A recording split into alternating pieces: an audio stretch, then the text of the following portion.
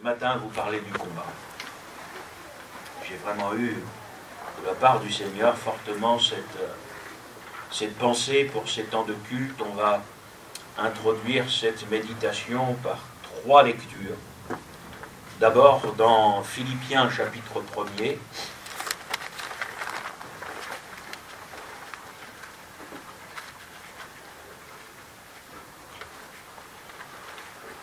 C'est les versets qui précèdent ceux que nous avons lus ensemble avant la Sainte Seine. Philippiens chapitre 1er verset 27.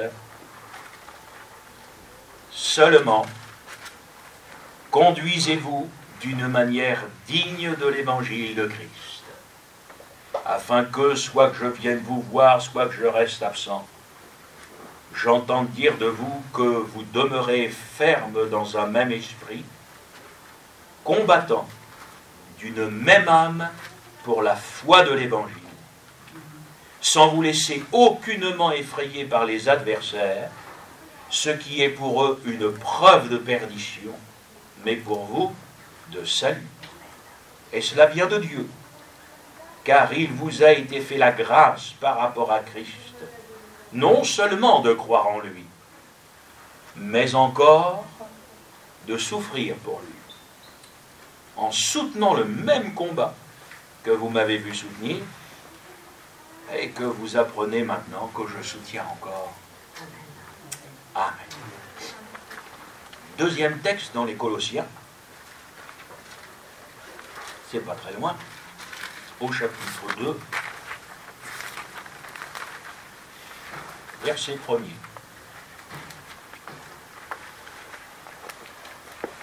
Je veux en effet que vous sachiez combien est grand le combat que je soutiens pour vous et pour ceux qui sont à la Odyssée et pour tous ceux qui n'ont pas vu mon visage, afin qu'ils aient le cœur rempli de consolation, qu'ils soient unis dans l'amour, enrichis d'une pleine intelligence pour connaître le mystère de Dieu, savoir Christ, mystère dans lequel sont cachés tous les trésors de la sagesse et de la connaissance. Amen. Et enfin, une dernière lecture dans 1 Timothée, au chapitre 6,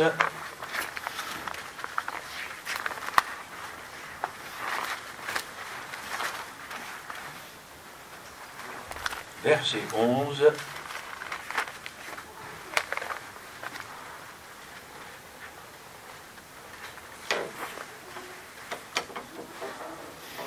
Pour toi, homme de Dieu,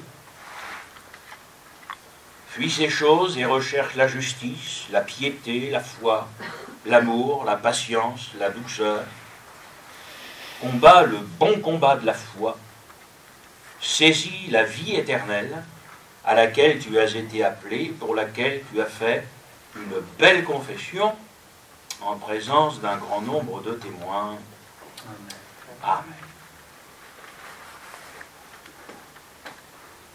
Il y a là une évidence. La notion de combat, elle est omniprésente dans les épîtres. Vous la retrouvez partout. Et quelque part, frères et sœurs, ça va à l'encontre de ce que notre chair souhaite. Qui parmi nous aime les combats? N'est-ce pas? Alors, nous aimerions une vie bien posée, tranquille, où tout va bien, sans combat. Et nous ouvrons la parole de Dieu. Et le Seigneur nous dit, mais vous aurez des combats. Voilà. Donc, je veux dire, les choses sont claires. Nous ne les découvrons pas comme ça un jour par hasard. La vie avec Dieu, c'est une vie de combat. Et prêcher la vérité de l'Évangile, c'est prêcher cela. C'est ne pas présenter la vie chrétienne comme un parcours de santé toujours ensoleillé. C'est une vie difficile, on l'a chanté tout à l'heure. C'est un chemin étroit, ténébreux. On a, à cause d'une mauvaise interprétation, on préfère plus trop chanter parfois ténébreux, on dit périlleux, parce que c'est vrai qu'il y a des dangers, mais frères et sœurs, cette notion de combat, elle est toujours là, et bien sûr, personne n'aime les luttes, personne n'aime les combats, mais ils sont là. On ne peut pas faire l'autruche, mettre la tête dans le sac pour faire comme s'ils n'étaient pas là. Ils sont là. Je crois que justement, il vaut mieux les aborder avec cette objectivité, plutôt que parfois de faire comme si on fermait les yeux, ça n'existait pas. Non, non.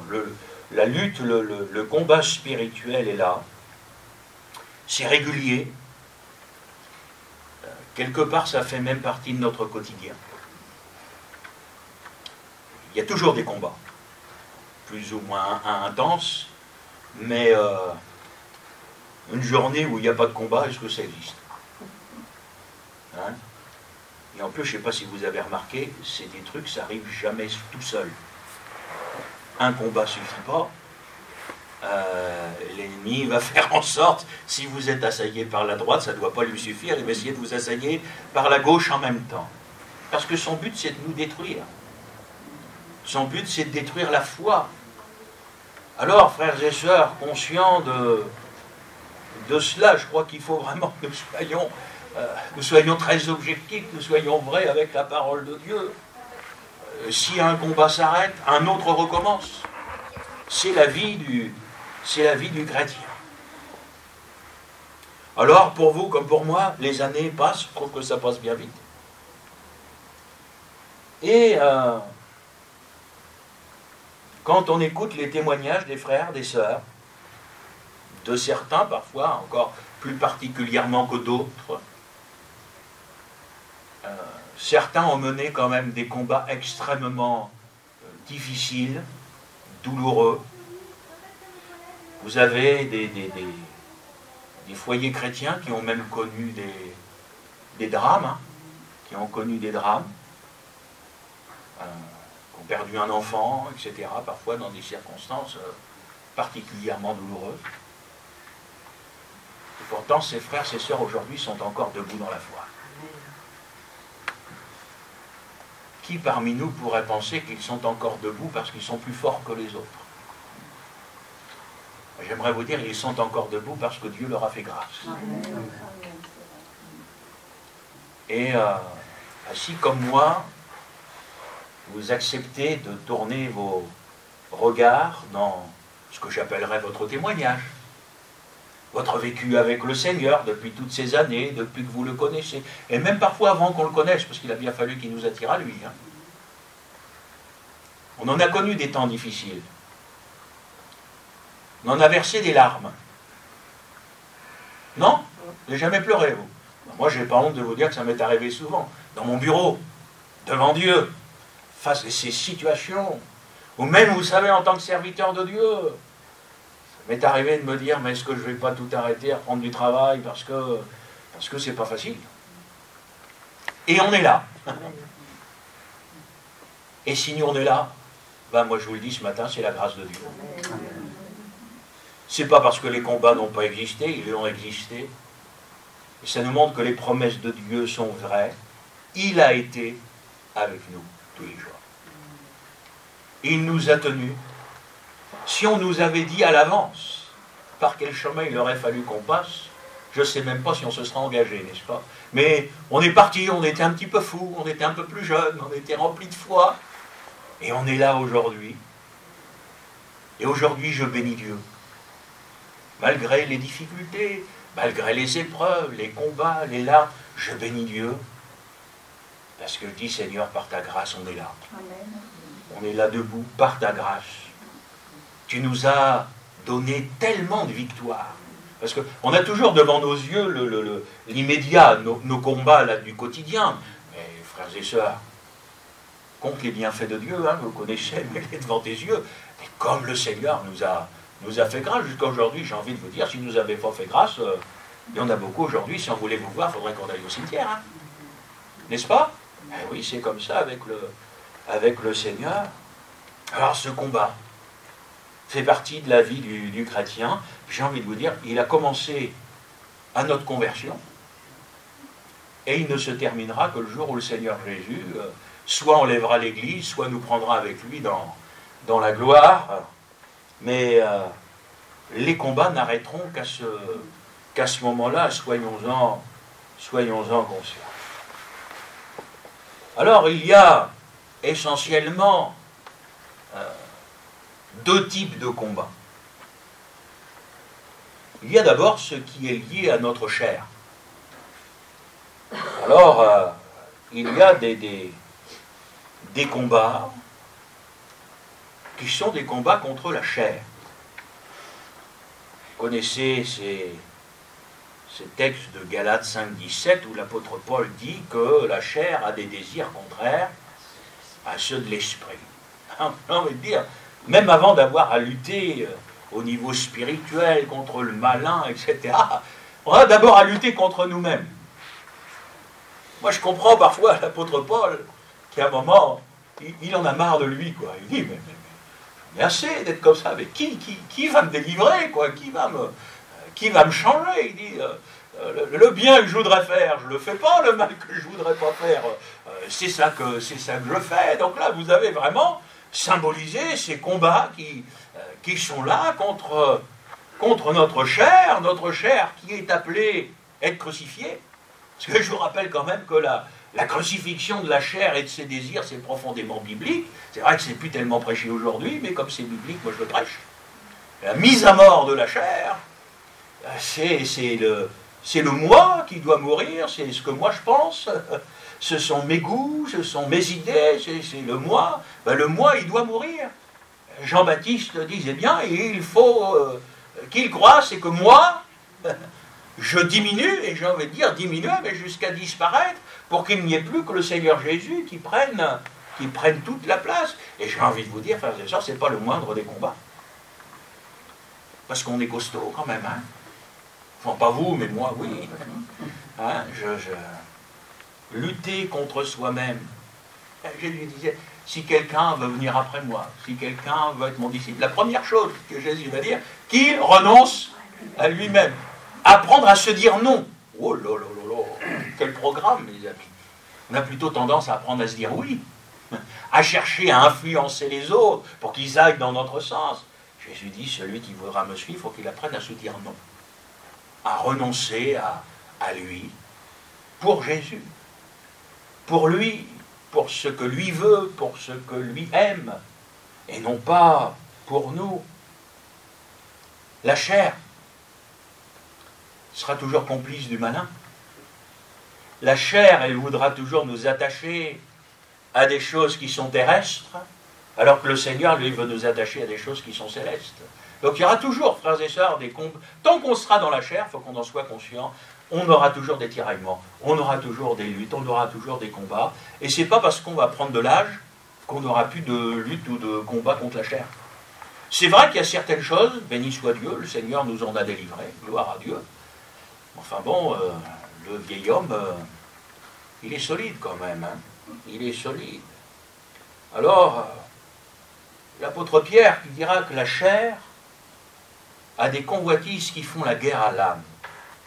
1 Pierre chapitre 2, verset 11. La chair a des convoitises, elle a des désirs qui font la guerre à l'âme. On comprend pourquoi le Seigneur veut que la chair soit crucifiée. Parce que si quelque chose fait la guerre à l'âme, ça veut dire ça fait la guerre à ma vie spirituelle, ça fait la guerre à ma relation avec le Seigneur. Donc quelque part, le moi s'oppose, en fin de compte, à ce que le Seigneur veut. Et vous savez, frères et sœurs, on aura toujours des luttes avec les choses de la terre, parce qu'on est terrestre. Qui dit chair, dit corps. Je le partageais avec les jeunes hier soir à Pont-de-Mer. Moi, j'étais encouragé hier soir, j'avais une vingtaine de jeunes dans notre église, là, à Pont-de-Mer. Une belle réunion. Moi, je bénis Dieu pour ce qu'on vit là. Je ne sais pas ce que le Seigneur réserve avec les jeunes, mais je peux vous dire qu'il y a une... ça, pour un pasteur, ça c'est encourageant. C'est encourageant. Mais derrière, se dire, frères et sœurs, on vit dans un corps, quoi. On vit dans le monde. Alors je leur disais ce que Jésus a dit, vous êtes dans le monde, mais vous n'êtes plus du monde. Pour nous, quand on prend de l'âge, c'est quand même plus facile que quand vous avez 16 ans, quoi. Parce que les jeunes, ils sont attirés par le monde. Je discutais avec un frère qui n'a pas eu le privilège de grandir dans un foyer chrétien. Il s'est converti jeune, mais il a connu le monde. Et on s'est retrouvés il n'y a pas longtemps, on se connaît vraiment depuis longtemps. Et lui-même me disait, tu vois, Gilles, il m'a dit, c'est un privilège pour les enfants de naître dans un foyer chrétien. Et dit, nous qui avons connu le monde, on sait ce que c'est que le monde. Eux, ils ne savent pas. Il dit, nous, on a une vision parce que le monde, on sait qu'il nous a perdus, on sait jusqu'où on est allé dans le monde et tout. Et il dit, eux, en fin de compte, ils sont attirés, mais parce qu'ils ne connaissent pas les conséquences, ils ne savent pas ce que ça, etc. Et ça, il faut en prendre conscience, frères et sœurs. Donc, d'un côté, ils ont une grâce parce qu'ils ont été préservés avec l'éducation chrétienne, mais de l'autre côté, à cause de ça, ils sont attirés parce qu'ils ne voient pas les conséquences que ça peut avoir que de vivre dans le monde. Pour ça, je fais une petite parenthèse, mais priez pour les enfants et pour les jeunes. Il y a des grands défis. Mais on est dans le monde, frères et sœurs. Donc, on est tout le temps sollicité par le monde. Faut être vrai pour ça. Regardez, on va prêcher qu'il faut être des célestes et non pas des terrestres, qu'il ne faut pas être attaché aux choses matérielles, qu'il faut être attaché aux choses spirituelles, etc. Mais demain, midi, dans ma boîte aux lettres, je vais avoir un paquet de pubs comme ça, avec des trucs qu'il faut acheter. Et parce qu'on est dans un corps, alors on court. Parce qu'il faut ceci, parce qu'il faut cela, etc. Et des fois, alors bien sûr, là encore, les jeunes ne peuvent pas comprendre. Je leur ai dit, mais vous savez, mais moi, quand j'ai commencé à travailler, tout ça, on n'avait pas de téléphone portable. Et je vois quelqu'un, il fallait trouver une cabine téléphonique et tout ça. Et on vivait sans tout ce confort qu'il y a là, toute cette technologie qui existe aujourd'hui, qui rend effectivement bien des services, hein. Mais quelque part, qui rend les gens prisonniers, quoi. Qui les attache de plus en plus aux choses de la terre, aux choses de la terre. J'ai dit, Seigneur, il faut que tu nous fasses grâce. Prendre conscience qu'on n'est pas des gens imperméables. Vous avez vu, il pleut. On n'est pas imperméables. Il ne faut pas croire qu'on est imperméable au monde, aux sollicitations du monde. On a besoin de la grâce de Dieu, frères et sœurs, pour que le Seigneur nous garde, nous préserve, pour qu'il préserve l'Église. L'Église, elle n'est pas imperméable, on le sait très bien aujourd'hui. Quand vous voyez tout ce qui, de l'extérieur, est rentré à l'intérieur aujourd'hui, ça aurait été mieux qu'elle soit imperméable, hein, mais ce n'a pas été le cas. On a besoin du Seigneur. Quand Jésus dit, sans moi, vous ne pouvez rien, frères et sœurs, sans le Seigneur, on ne peut pas lutter contre nous-mêmes. On ne peut pas lutter contre la chair. C'est spirituel, si vous voulez, la victoire, elle ne peut venir que de Dieu. Et puis, après avoir lutté contre la chair, ben, vous connaissez bien sûr ces textes, mais pour le chrétien, il y a un vrai combat spirituel. Et ce combat spirituel, ce n'est pas le combat contre la chair. C'est Paul qui le dit aux Éphésiens, vous connaissez bien ces textes, nous n'avons pas à lutter contre la chair et le sang, mais contre des dominations, des autorités, contre les princes de ce monde de ténèbres, les esprits méchants. Il y a un combat spirituel, j'ai envie de vous dire, entre le bien et le mal. Il y a un combat spirituel entre la vérité et le mensonge. Et le bon combat de la foi, c'est celui-là. C'est celui-là, frères et sœurs. Et ce combat-là, il est peut-être plus subtil. Parce que le combat contre la chair, ça on le ressent bien, quoi. Je veux dire, on le vit en direct tous les jours. Le combat spirituel, c'est quand même plus subtil. C'est ce vrai combat de la foi. Mais qui dit foi, dit confession de foi. C'est ce que je crois. C'est ce qui est écrit. C'est la parole de Dieu. Et combattre, le bon combat de la foi, c'est combattre pour la vérité. C'est combattre pour que la vérité subsiste. C'est combattre pour que la parole de Dieu soit toujours annoncée, prêchée, dans sa vérité, dans son authenticité, dans sa profondeur et dans ses exigences, parce que la parole de Dieu est exigeante. Aujourd'hui, on veut mettre tout cela de côté, mais la parole de Dieu, elle est exigeante. L'Ancien Testament est moins exigeant que le Nouveau. Pourtant, vous et moi, on a si souvent entendu ce discours, « Ah frère, nous ne sommes plus sous la loi, nous sommes sous la grâce. » Jésus disait, la loi vous dit œil pour œil, dent pour dent. Ben, moi, je vous dis, aimez vos ennemis. Aimez ceux qui font du mal. Aimez ceux qui vous persécutent. Aimez ceux qui disent faussement des choses contre vous. Aimez-les. La loi disait, tu peux retrousser tes manches, et puis la grâce, elle est plus exigeante que la loi. Et pour la vivre, on ne peut pas la vivre avec nos propres forces. On a vraiment besoin de la grâce de Dieu. C'est un combat pour la vérité. C'est un combat pour l'évangile. Ce combat-là, ces textes ont si souvent été mal interprétés. Ça n'a rien à voir avec le fait de chasser des démons. Certains, voilà, vous luttez contre les autorités, vous avez des gens, et vous savez bien, dans notre monde évangélique, on a toujours été les champions des dérives. Alors ils ont fini par voir les démons partout, vous en avez, ils les voient nulle part. Enfin, je veux dire, voilà, c'est ce monde hein, dans lequel on est. Et Seigneur, qu'est-ce que... Vous ne pouvez pas vous imaginer, frères et sœurs, parce que parfois on a été préservés. Moi je me souviens, alors quand je vous dis que je me souviens de ça, je commençais à prêcher. Alors, j'ose pas vous dire combien de temps ça. Et à l'époque, quand je commençais à prêcher, donc j'ai commencé à prêcher avec mon papa dans la ville de Caen, et mon papa avait à cœur qu'on travaille au niveau de l'évangélisation sur la ville de Bayeux. Une belle ville, la ville de Bayeux, c'est bien situé, c'est un carrefour, et là-bas on avait un couple de chrétiens, et ce couple de chrétiens a ouvert sa maison. Et on a commencé à faire des réunions d'évangélisation, d'abord, dans la salle à manger des chrétiens. Et puis je peux vous dire qu'on a fait de l'évangélisation. Hein. Oh, moi, qu'est-ce que... Alors c'était fatigant, après le boulot, il fallait aller là-bas, on rentrait. Des jeunes mariés, des fois avec ma femme, je rentrais, il était minuit, et le lendemain matin.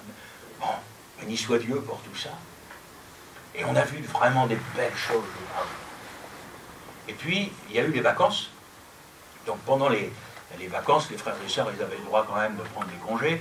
Donc pendant le mois de juillet et d'août, on n'avait pas la réunion d'évangélisation, on reprenait à la rentrée.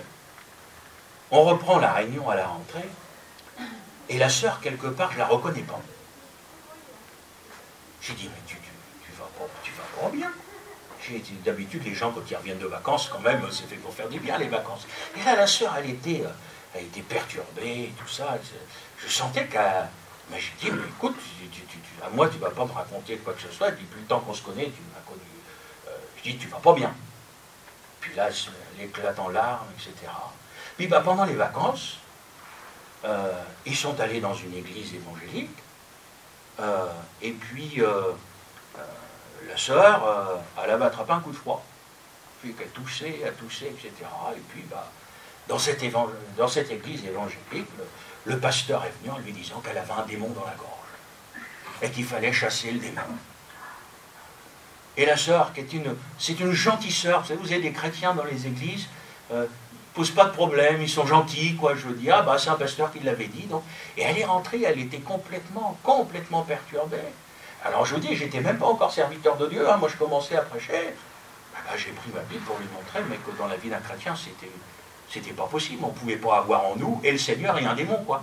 Je dis, si le Seigneur habite dans ton corps, je dis, tu crois que tu peux avoir et Jésus et un démon dans ton corps?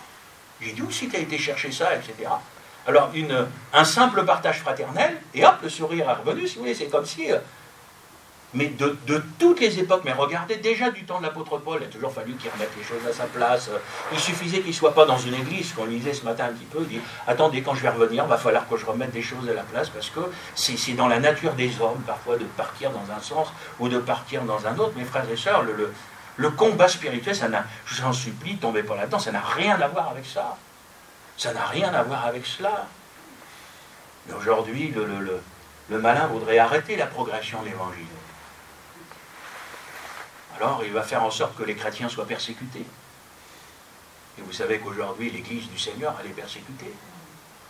Sauf qu'il fait une œuvre qui le trompe, parce que plus il la persécute, plus elle est vivante. Et moi, je peux vous le dire, parce que pendant des années, j'ai été les rencontrer, les chrétiens persécutés. Hein. Et c'est vraiment... Là où ils voudraient tout arrêter, on met les chrétiens en prison, etc., et ben, ils évangélisent les prisonniers, comme ça. Enfin, voilà, c'est comme ça. Et le combat de la foi, frères et sœurs, il est là. C'est une lutte pour l'évangile, c'est une lutte pour la vérité. Vous savez, quand la parole de Dieu vous parle de ceux qui ont reçu l'amour de la vérité, il faut l'aimer, la vérité. Quand vous l'aimez, bah, vous aimez qu'elle soit annoncée, vous aimez qu'elle soit prêchée, quoi que ce soit que les gens, que le serviteur de Dieu d'ailleurs est à prêcher. Quand on aime la vérité, on aime l'entendre, même si quelquefois elle doit nous remettre en question. J'ai envie de vous dire, heureusement que le Seigneur m'a remis en question, parce qu'autrement aujourd'hui je serais où? Moi je bénis Dieu de ce qui m'a toujours remis dans les rails. Il faut voir les choses avec la Bible. De toute façon, ce que je dis toujours, il faut revenir à la Bible. C'est un combat contre les faux ouvriers. Regardez combien l'apôtre Paul va les dénoncer, ces faux ouvriers. C'est quoi un faux ouvrier? C'est quelqu'un qui prêche un faux message. Ça ne veut pas dire qu'il ne prêche pas. Ça ne veut même pas dire que son message ne va pas être bon. Vous savez, aujourd'hui, des pasteurs qui prêchent des choses bien, mais ils ne disent pas tout. Ils évitent les choses qui fâchent. N'est-ce pas? Donc on va aborder un sujet. On va dire, oh, on a eu une bonne prédication ce matin. Moi, en tant que pasteur, parfois derrière, j'entends des choses, je me dis, ça aurait été une bonne prédication si on avait dit aussi ceci et cela. Mais ça, parfois, on le met de côté parce que, ben, vous comprenez, ça va fâcher monsieur un tel, ça va fâcher madame un tel, etc. Mes frères et sœurs, cet amour de la vérité, ce combat de la foi doit nous amener à un amour sans compromis. Soit on aime la parole, soit on ne l'aime pas. Et nous sommes arrivés dans une époque, ça fait longtemps, moi vous avez des gens, ils sont quelque part, quand vous leur parlez de la parole de Dieu, ils sont tout le temps en train de la discuter. Tout le temps, tout le temps, tout le temps, tout le temps. Alors moi je suis peut-être brut de décoffrage, je dis écoutez, c'est écrit. Les gens peuvent venir vous voir, peuvent écrire des livres, etc., pour essayer de vous convaincre que ce qui est écrit, c'est pas écrit. N'est-ce pas? Et moi, je suis désolé. En fait, non, je ne suis pas désolé. Ce qui est écrit, c'est écrit. Et je vais reprendre l'état d'esprit de l'apôtre Paul, en vous disant, si quelqu'un vient à vous, en essayant de vous convaincre que ce qui est écrit n'est pas pour vous, qu'il soit anathème.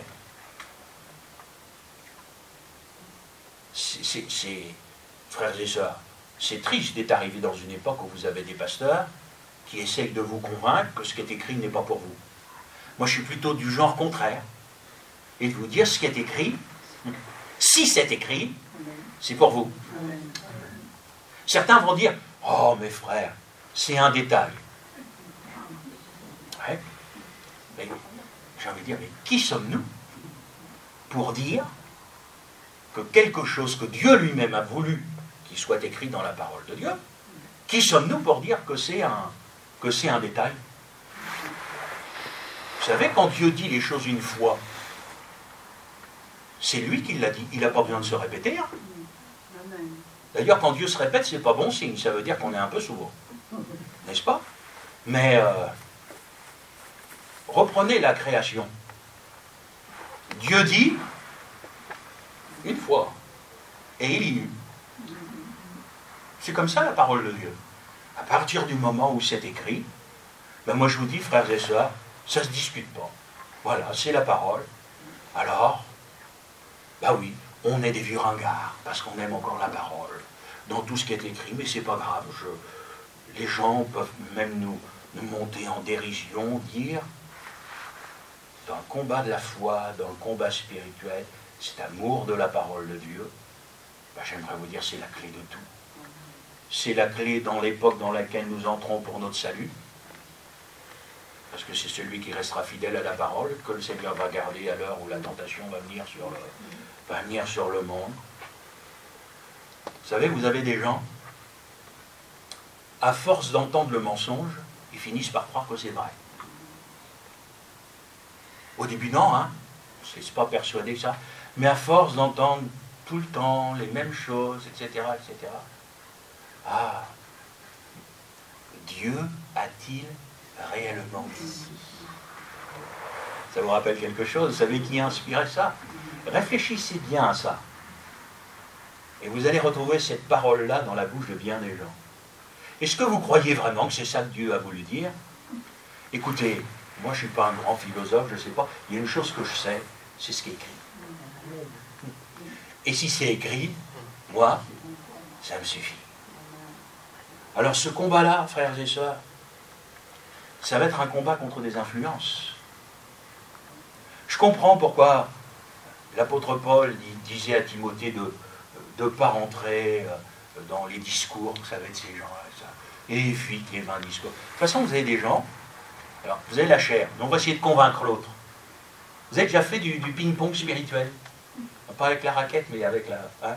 Vous avez quelqu'un, ah oui, mais, puis l'autre en face, non. Vous avez remarqué qu'on perd son temps avec des gens comme ça? Vous allez essayer de discuter, mais sincèrement, hein, de convaincre tout, en disant, bon, enfin, mon frère, ma soeur, regarde, j'invente rien, quoi, c'est écrit, ah oui, mais... J'ai envie de vous dire, frères et sœurs, perdez pas votre temps avec des gens comme ça. Vous allez commencer à discuter avec eux le matin, je repasse le soir, vous êtes encore en train de causer avec eux. Hein, parce que vous avez des hommes, des femmes, ils ne veulent pas se laisser convaincre de toute façon. Donc à partir de ce moment-là, perdez pas votre temps. Et dans le combat spirituel, j'ai envie de vous dire, aujourd'hui, on n'a pas de temps à perdre avec les gens. Vous savez, quand quelqu'un ne veut pas, ben il ne veut pas. Vous ne pouvez pas le changer. Il n'y a que le Seigneur qui peut faire quelque chose, donc perdez pas votre temps. Mais ce combat-là, c'est un combat qui va se mener devant Dieu, dans la prière, parfois dans le jeûne. Pas un jeûne mécanique, automatique, mais vraiment, je ne sais pas si ça vous est déjà arrivé, ça m'est arrivé dans mon ministère des fois de me sentir à pousser, à me tenir devant le Seigneur, dans le jeûne et dans la prière, besoin de prendre du temps à part, devant Dieu, laissant toute la terre, quoi, le téléphone, l'ordinateur, les machins, voilà, tout, on laisse toute la terre, on se tient devant Dieu. Ah, des fois, le Seigneur peut nous conduire par le Saint-Esprit. Alors là aussi, permettez-moi de vous dire, dans l'équilibre, hein, enfin, j'entends des gens qui disent, mes frères, j'ai fait un jeûne de 40 jours, machin, faut arrêter ces trucs-là, quoi, je veux dire, comme on a besoin de laisser le Saint-Esprit nous amener dans la parole, quoi, je veux dire, et pas dans des désirs, dans des déséquilibres comme cela. Je me souviens, il y a quelques années en arrière, c'est à Perpignan, je crois, il y a une femme qui en était décédée, elle était morte à force de jeûner. Ah, je ne vous explique pas la publicité que ça faisait dans l'église, hein, parce que les autorités s'en mêlent, après vous avez des enquêtes, etc., etc. Ah oui, mais voilà, frères et sœurs, ces choses arrivent. Non, mon frère, ma soeur, ce combat-là, le combat, c'est dans la prière qui se fait. C'est dans la présence de Dieu, avec les armes de Dieu. Pourquoi? On ne peut pas tout, hein, dans une matinée comme ça, je ne peux pas vous faire 2 heures de prédication, mais le Seigneur nous dit bien que le combat spirituel, ça se mène avec des armes spirituelles. C'est pas avec des armes charnelles. Hein. Et là, vous allez découvrir des choses extraordinaires dont on n'a jamais entendu parler. La foi, la parole de Dieu, la prière, le zèle. Ah, tiens, mais c'est ça les armes de Dieu. C'est pas la peine, des gens, ils vont chercher tout un tas de trucs. Et puis, moi je dis toujours, je redirai toujours, et vous savez, moi je suis né dans les églises, moi tout petit, on m'a appris à chanter, lis ta Bible, prie chaque jour. Aujourd'hui, j'arrive à un âge, je regarde les chrétiens, je leur dis, mon frère, ma soeur, lis ta Bible et prie chaque jour, parce que c'est ça les armes du chrétien. Pourquoi aller chercher tout un tas de choses, tout un tas d'organisations? Mais mon frère, ma soeur, mais tiens-toi devant Dieu, prie le Seigneur, médite la parole de Dieu, tiens-toi dans sa présence, et là tu vas mener le bon combat de la foi. C'est comme ça que ça se mène, frères et sœurs. Ouais. Paul écrit aux églises, si vous saviez combien est grand le combat que je soutiens pour vous. Mais je suis encouragé parce que je sais que vous aussi, vous combattez avec moi. Vous savez où il est quand il écrit ça? Il est en prison. Il est enchaîné. Et là, enchaîné, en prison, certainement que s'il avait été dans une prison aujourd'hui, il trouverait ça comme un hôtel 4 étoiles par rapport à la prison de son époque. Hein. Et là, rien ne l'arrête. Enfermé, ça ne l'empêche pas de prier, se tenir devant Dieu. Ça ne l'empêche pas d'être en communion avec le Seigneur, de penser aux églises, etc. Même dans les circonstances les plus difficiles. Et ces paroles vont sortir de la prison pour parvenir jusqu'à nous encore ce matin. Pour vous dire combien on voit que c'est le Seigneur qui a inspiré ces choses. Et il y a dans la parole de Dieu, non pas l'exemple d'une vie facile, vous savez, cet évangile prospère, voilà. des hommes qui vont baver. Mais ils sont restés fidèles jusqu'au bout.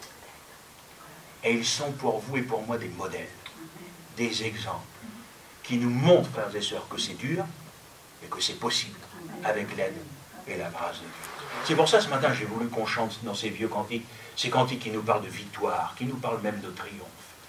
Parce que Christ est victorieux. Alors c'est vrai que c'est dur. C'est vrai qu'on se prend des coups. C'est vrai qu'on entend tout un tas de choses, frères et sœurs. C'est vrai que parfois même des membres de notre propre famille, parce que parfois on parle des combats de l'extérieur. Les combats de l'extérieur, on va les trouver logiques, mais vous savez, quand ça vient à l'intérieur, c'est plus douloureux encore. Et parfois, quand ce sont vos propres enfants, ah oui, c'est comme cela. Mais, mon frère, ma soeur, le Seigneur est là. Alors moi, je ne vous dis pas que c'est facile. Je serais un menteur en vous disant que c'est facile et que, voilà, on a la fleur au bout du fusil pour aller combattre. C'est pas vrai. C'est pas vrai. Mais, ce que je sais, c'est que ce qui est né de Dieu triomphe du monde. Parce que ça, c'est écrit dans la parole de Dieu. Ce que je sais, frères et sœurs, parce que je l'ai déjà expérimenté, vous aussi, c'est qu'avec le Seigneur, on est victorieux. Alors, des fois, c'est long. Ouais, des fois, le combat est rude. Des fois, on se fatigue. Des fois, on se demande quand est-ce que ça va s'arrêter. Tout ça, c'est vrai. Mais n'oubliez jamais que ce n'est pas contre la chair et le sang qu'on a un combat. Ce ne sont pas contre des hommes que nous avons à combattre. C'est spirituel. C'est pour la vérité. C'est pas avec des armes charnelles.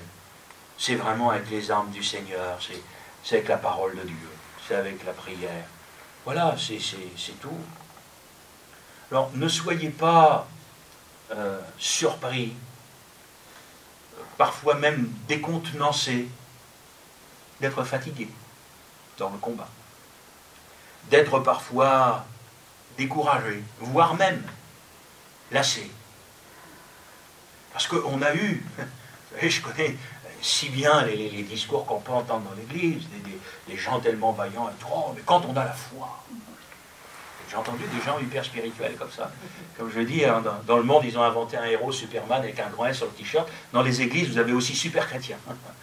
Un homme comme ça qui vient super chrétien, et quand on a la foi, si tu avais la foi, tu devrais être debout, tu devrais faire ci, tu devrais faire ça, etc. Bon, ben voilà. Ces gens-là, laissez-les avec leur t-shirt. Il y a de super que le t-shirt chez ces gens-là. Hein. Non, frères et sœurs, c'est dur. Non, mais moi je vous le dis de la part du Seigneur. C'est un serviteur de Dieu qui vous le dit. Des fois, on aimerait que ça s'arrête. Hein. Ouais, des fois, c'est lourd. Des fois, on a envie de pleurer. Des fois, on ne sait pas comment faire. C'est normal. C'est ça le combat. Si c'était facile, il n'y aurait pas de combat. Mais on est parfois tiraillé, tout cela. Donc ne soyez surtout pas surpris de connaître des moments comme ça, comme si le chrétien il était toujours au perché, là, et puis que tout allait bien. Oh, frères et sœurs, l'apôtre, hein, quand il parle de combat, il parle de consolation. Je ne sais pas, d'après vous, qui a besoin d'être consolé? C'est pas très positif en règle générale qu'on a besoin d'être consolé, on est d'accord. Donc vous avez cette vérité dans la parole de Dieu, cette objectivité, où Paul va parler des combats, il va dire vous allez avoir besoin d'être consolé, etc. Lui-même, il va dire aux chrétiens, vous êtes ma consolation. Hein? Le grand Paul va dire, vous êtes ma consolation, c'est-à-dire que lui aussi pleurait. Hein. Eh oui, il faut voir la parole de Dieu sous cet aspect-là. Alors oui, on peut connaître des temps comme ça. Et s'il y avait au milieu de nous ce matin un frère ou une sœur qui connaissait ces temps de découragement, ces temps difficiles, ben moi je voudrais vous encourager de la part du Seigneur. Pas avec un faux message en vous disant, mon frère, ma soeur, quand tu vas franchir la porte tout à l'heure, les combats sont terminés. Je serais un menteur si je vous disais ça. Là où je vais vous dire la vérité, je vais dire, mais quand tu vas partir avec le Seigneur. Parce qu'il va être là, parce qu'il va t'aider, parce qu'il va te faire grâce. Et comme il t'a fait grâce jusqu'à ce jour, ce qui fait que tu es là, eh bien il te fera grâce jusqu'au bout. Jusqu'au jour où il nous prendra avec lui dans la gloire, frères et sœurs. Alors, moi j'aime encourager l'Église, mais en même temps il faut être vrai. Et cette vérité, frères et sœurs, m'amène quand même à vous dire que ça ne va pas s'arranger. Si je plonge mes regards dans la parole de Dieu, on ne va pas vers un grand réveil. Vous avez des gens qui prêchent un grand réveil avant que le Seigneur ne revienne, etc. etc.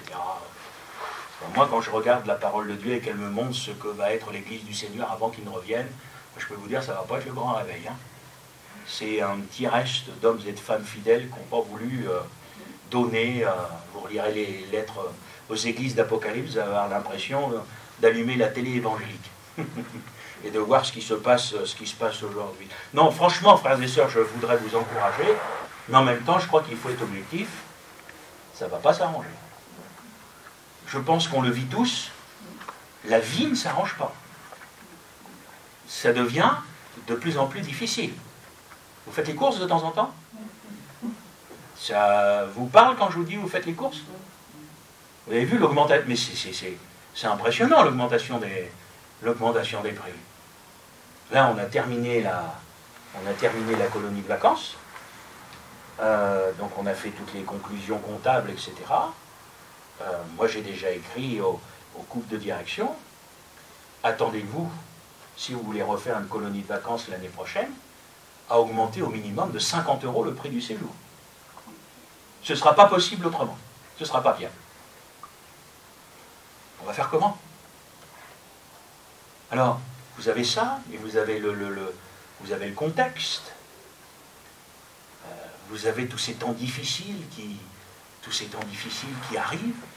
On le sent, on le voit dans notre monde. Tout va mal, frères et sœurs. Et ça ne va pas s'arranger. Pourquoi? Parce que Jésus revient, parce que ces choses ont été annoncées. Alors je crois qu'il faut savoir voir ces choses. Il ne faut pas faire du catastrophisme non plus, mais avec vérité, on sait qu'elles arrivent. Jésus revient.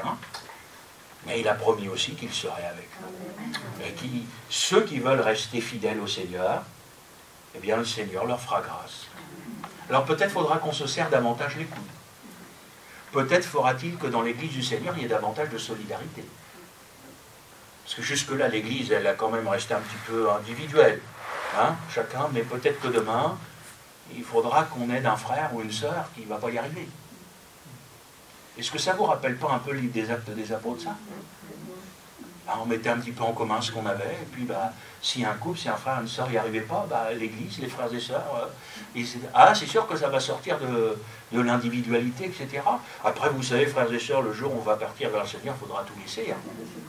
Autant que ça serve ici-bas pour faire le bien sur la terre. Donc voilà. Moi, je crois qu'en fin de compte, le diable fait une œuvre qu'il trompe. Et qu'en fin de compte, l'Église fidèle, je crois que les frères et sœurs, ils vont encore davantage se rapprocher, se souder. Et puis pendant ce temps-là, il y en a d'autres qui se souilleront. Ce que la Bible dit, que celui qui se souille encore. Et puis voilà, que celui qui se sanctifie, eh bien se sanctifie encore. Mais Paul le dit aux Romains. Et je vais terminer là-dessus, je voudrais que ça marque notre esprit ce matin. Romains, c'est au chapitre 8 et au verset 37. Mais dans toutes ces choses, nous sommes plus que vainqueurs. Alors, je ne sais pas ça veut dire quoi. Moi déjà vainqueur, je trouve que c'est pas mal. Non, ça ne vous suffit pas la victoire, vous. Et c'est le Saint-Esprit qui parle. Hein.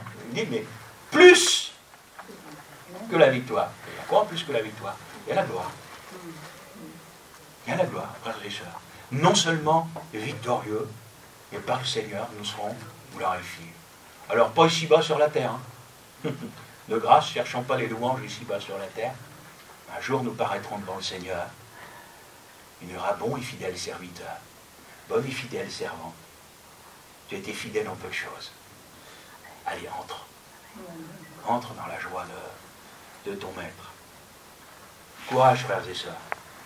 Que le Seigneur vous aide dans vos luttes personnelles, dans vos combats personnels, comme dans la lutte de l'Église, le combat pour la vérité.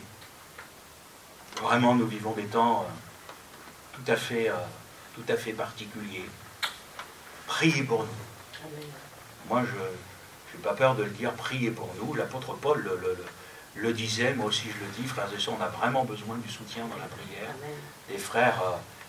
des frères et des sœurs, pour que, comme Jésus le dit, tandis qu'il fait encore jour, qu'on puisse encore travailler, parce que vient le temps où on ne pourra plus. Donc tant qu'on peut prier pour que le Seigneur renouvelle nos forces Et il nous donne, eh bien, tout ce qu'on peut faire pour lui, de le faire encore.